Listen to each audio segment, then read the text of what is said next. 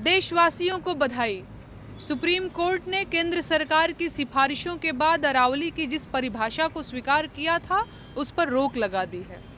अरावली पहाड़ियों की परिभाषा बदलने के बाद ही पूरे देश में विरोध प्रदर्शन शुरू हो गए थे और लोग इस मुद्दे पर मुखर होकर बोल रहे थे।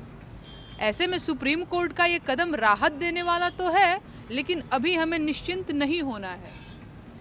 सरकार की गंदी नजर अरावली पर पड़ चुकी है और अगर इस देश की जनता ने जरा भी इस मामले पर ढील दी तो अरावली का भी वही हश्र होगा जो इस देश के तमाम जंगलों का हुआ है। अरावली को लेकर सुप्रीम कोर्ट ने केंद्र सरकार की जिस परिभाषा को स्वीकार किया था उसके अनुसार कम से कम 100 मीटर या उससे ऊंचे जमीन के हिस्से को ही अरावली पहाड़ी माना जाता, यानी 100 मीटर से छोटी पहाड़ियां अरावली की गिनती में नहीं आती। इसका मतलब उन्हें उन सारे संरक्षणों से बेदखल किया जा सकता था जो अरावली को मिले हुए हैं। ऐसे में इन लावारिस और बेनाम छोटी पहाड़ियों को खोदना पत्थर माफिया के लिए आसान हो जाता और ये छोटी पहाड़ियां जल्दी ही गायब हो जाती। ये कितनी अजीब बात है ना। एक तरफ सरकार इस देश के पिछड़े और कमजोर नागरिकों की सुरक्षा और सशक्तिकरण के लिए कानून बनाती है, उन्हें आरक्षण देती है, दूसरी तरफ वो अरावली की छोटी पहाड़ियों को अरावली मानने से ही इनकार कर रही है। अब कुछ लोग कहेंगे कि इंसान और पहाड़ियों में कुछ तो अंतर होगा ना, तो मैं उन्हें बताना चाहती हूँ कि इस देश की 2 नदियों को कानूनी व्यक्ति का दर्जा पहले ही मिल चुका है, तो फालतू जिरह में न फंसे। ये जो देश है ना, ये सिर्फ आबादी से नहीं बनता। आबादी के अलावा इसके 3 और हिस्से हैं जिन्हें सरकार, संप्रभुता और भूभाग कहा जाता है, और अरावली इसी भूभाग के अंतर्गत है।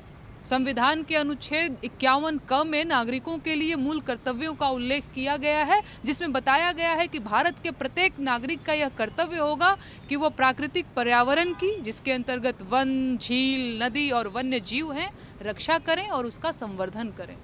कितने शर्म की बात है कि सरकार संविधान के बताए मूल कर्तव्यों को दरकिनार करके काम कर रही है। अब या तो सरकार ये मानती है कि मूल कर्तव्य तो नागरिकों के लिए है और सरकार नागरिक तो है नहीं, तो वो क्यों इन कर्तव्यों का पालन करे।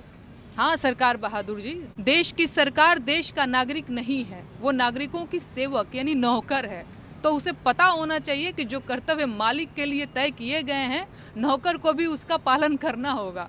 सच ये है कि जमीन का कोई भी हिस्सा जो भूगर्भीय रूप से अरावली का हिस्सा है और पर्यावरण संरक्षण या रेगिस्तान बनने से रोकने में अहम भूमिका निभाता है, उसे अरावली माना जाना चाहिए, चाहे उसकी ऊंचाई कितनी भी हो।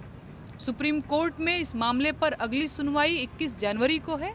ऐसे में हमें सतर्क रहना होगा कि सुप्रीम कोर्ट का ये फैसला कहीं अरावली के लिए होने वाले आंदोलन को ठंडा न कर दे।